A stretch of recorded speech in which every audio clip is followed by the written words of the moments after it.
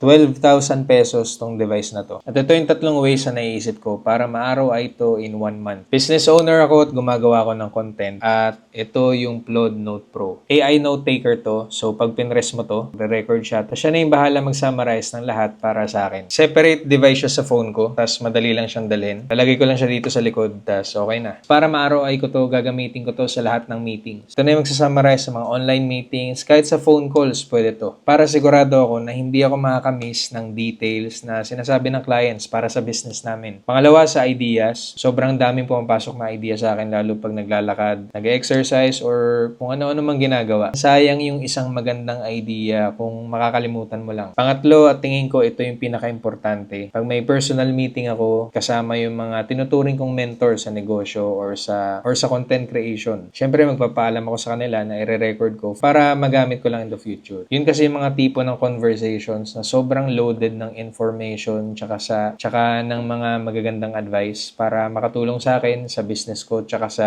career na binibuild ko. Sigurado, laging nasa akin tong Plod.